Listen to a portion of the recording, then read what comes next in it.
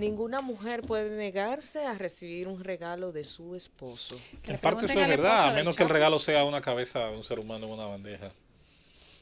O un anillo en un dedo cortado de una mano. Exacto, pero fuera de ahí Jesucristo. no es tan fácil establecer el límite. Es que No es tan fácil. hay cosas, Es muy subjetivo. y vamos al comentario de Mendoza, pero hay cosas que se salen como de los parámetros normales. Tú ves en las redes sociales tanta moralidad, tanta transparencia, tanta gente patriótica, y cuando tú conoces a las personas detrás de esos discursos, tú te das cuenta que no son más de lo Un poco mismo. más de lo mismo. Entonces hay tanta hipocresía en estas redes sociales, tanta gente Yo diría que las hay en mentirosa. todas partes, no solo en las Y redes. tú sabes que me ha Las hay en los sorprendido. medios, las hay en la política, las Sí, hay como un medio Hay más. que Pero a mí decir- me sorprende ver tanta gente alegrándose de lo que le pasa al otro. Ah, Eso es bueno. lo que me sorprende. Eso es De la desgracia ajena. De la Schadenfreude se dice en desgracia alemán. ajena. Perdón. de las debilidades del ser humano. Y esa frase la dijo uno de los abogados refiriéndose a la esposa Independientemente de de a quién le pase. Por Sí, cierto, Mendoza, aplazaron para el jueves el conocimiento de medida de coerción en contra de Octavio Dotel y otros 3 imputados en la presunta red mafiosa que encabezaba el señor César Emilio Peralta.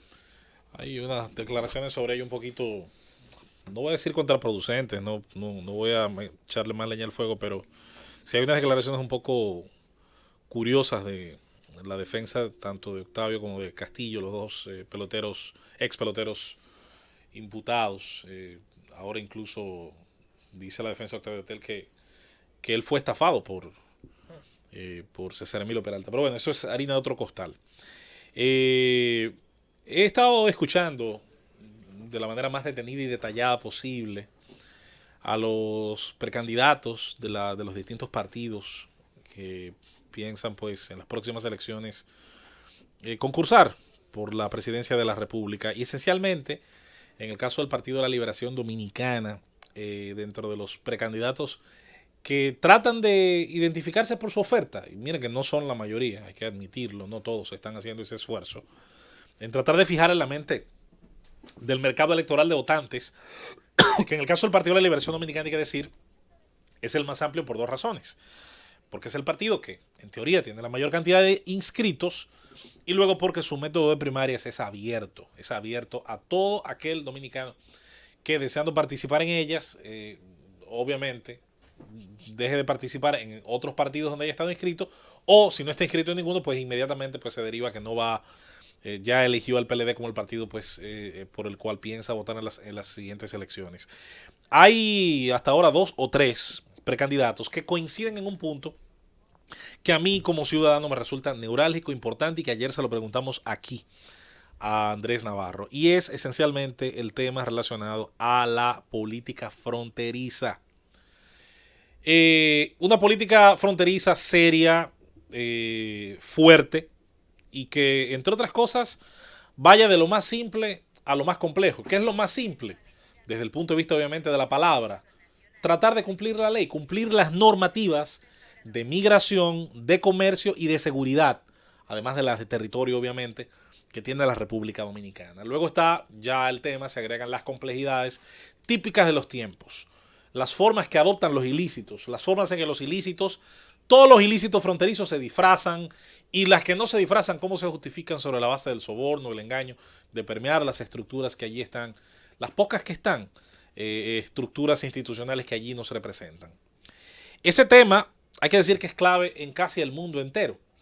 El tema fronterizo en una buena parte del mundo occidental, yo diría que incluso más allá del mundo occidental, es un tema perenne, es un tema permanente, es un tema que no sale de los niveles de importancia que tiene hoy elegir un gobernante. Europa del Este, por ejemplo, que tiene por una condición geográfica que ser la primera parte por donde acceden, por donde ingresan muchos de los refugiados provenientes del Medio Oriente, del norte de África, y que después de llegar a través de las costas griegas muchas veces, a través de la frontera turca, sobre todo del área del Dardanelos, del área de la Turquía que está del otro lado, que está conectada a Europa, acceden a esos territorios de Bulgaria, de Rumanía, de Hungría, y de esos países de Europa del Este, un tanto a veces olvidados para este lado del mundo, excepto cuando hay noticias muy llamativas. Los gobernantes de esos países, algunos de ellos tan llamativos como el señor Víctor Orbán, por ejemplo, u otros con menos renombre tal vez o con menos polémicas públicas, han decidido fortalecer una política fronteriza, dado que el hecho de haber mantenido fronteras permeables, pues generó situaciones de seguridad, situaciones violatorias a sus propias leyes migratorias y les convirtió en países que si se suponía iban a ser de paso para quienes estaban buscando, tal vez países como Alemania o otras naciones más prósperas, para llegar a ellos, pues le generaban situaciones de todos modos en temas de seguridad a esas naciones. Luego está el tema de Estados Unidos, que tiene un tema fronterizo permanente, sobre todo en el caso mexicano, y a donde acaban de destinarse ayer, por ejemplo, 155 millones de dólares del Fondo de Emergencia para Desastres Naturales, específicamente para devolver a México a la gente que, habiendo intentado cruzar la frontera, solicitaba asilo, pero no llegaba a llenar las condiciones para recibirlo. A mí me ha llamado la atención, sobre todo cuando nuestros políticos, y esencialmente varios de ellos precandidatos, hablan de que en sus gobiernos, en sus hipotéticos gobiernos, van a generar una política fronteriza fuerte. Todos hablan de ese término, lo subrayan, pero luego le temen como el diablo a la cruz cuando uno le menciona la necesidad de que la frontera necesite infraestructura. Generalmente la primera respuesta a ese discurso es, bueno, un muro por sí solo no hace nada. Sí, pero las políticas que dependen también del entrenamiento, salario, la tecnología, entre otros aspectos que también son deseables y que también son necesarios en nuestra frontera, no hacen que, sobre todo, una parte de la frontera con una infraestructura, no importa si es una malla ciclónica, si es un muro de concreto, si en algún lugar lo que puede tener es una alambrada, si en algún lugar lo que puede tener es pura y simplemente cámaras o el patrullaje fronterizo, porque es una suma de muchas cosas que muchas veces hemos dicho aquí. La estructura está compuesta de dos cosas: infraestructura, que es varilla, bloque, cemento y otros materiales, y la superestructura, que está compuesto por el entorno humano, el factor humano y la metodología de trabajo. Todos esos elementos hacen falta, cuestan recursos, esos recursos hay que decir de dónde van a salir, y si van a salir de otro lugar, que no sea por favor el bolsillo del contribuyente, que ya está bastante exprimido. Además, no todo el mundo tiene la suerte, no todo el mundo en la lotería de la vida se gana la suerte de que le lleguen 49 notificaciones de pago de impuestos sin que le cierren el negocio. Eso solamente le pasa a algunos afortunados, ¿verdad? Fuera de eso, los casos normales, está muy exprimido el contribuyente. Hay que decir de dónde van a salir los recursos y tienen que salir, porque es una necesidad permanente. Y esto, dicho sea de paso, sobre todo cuando el tema fronterizo se vuelve un tema tabú, sobre todo hay gente que vive una competencia diaria por lo que yo le llamo la obsesión con la equidistancia. No le gusta asumir el tema fronterizo porque es un tema que está manejado desde los extremos. Está manejado de un extremo ultranacionalista y está manejado desde un extremo que hace pensar que cualquier política de control fronterizo usted va a ser acusado de racista, de xenófobo, de nazi y de todo aquello. No. Usted no puede pedir que las leyes de un país se cumplan, excepto las leyes migratorias. Eso no tiene sentido. Usted no puede pedir que un país luche contra la corrupción cuando la violación de las leyes fronterizas es una forma de corrupción. Es una forma de corrupción. Una forma de corrupción que, por cierto, se ha convertido, y vaya que se ha repetido hasta el cansancio en estos micrófonos, se ha convertido en una tan rentable que la frontera dejó hace muchos años de ser el castigo de aquellos guardias, de aquellos militares que mandaban a puestos fronterizos para que se perdieran en el olvido, a pasar a ser, obviamente, un excelente premio en el que mucha gente ve la oportunidad de enriquecerse de manera rápida, dado que por ahí pasan seres humanos indocumentados, pasan armas de fuego sin registros, pasan mercancías sin pagar los debidos impuestos y sin pasar los registros fitosanitarios, y salen propiedades que son robadas, evidentemente muchas de ellas en el lado dominicano, y que cursan hacia Haití y muchas veces de vuelta, haciéndole cambios de matrícula, haciéndole modificaciones diversas.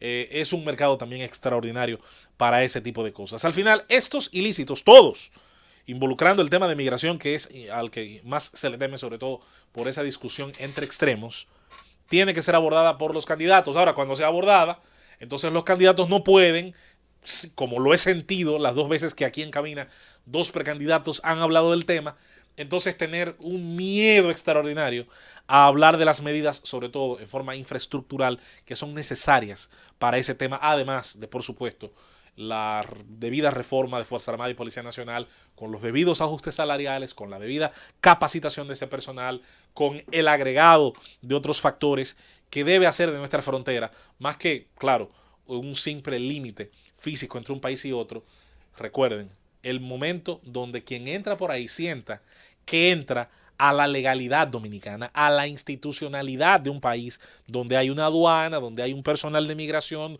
donde hay un personal policial y donde hay un cuerpo de leyes que se intenta hacer cumplir tanto a nacionales como a extranjeros. Y insisto en eso último, Francis, antes de irnos, porque no olvido y no voy a obviar que el rol más importante en esas violaciones consuetudinarias de nuestras leyes fronterizas y migratorias tiene siempre como autor principal a un corrupto o corruptor dominicano. Eso no lo podemos pasar por alto y también hay que ser coherentes cuando se haga esa exigencia de que estos sean castigados, perseguidos y disminuidos a su mínima expresión.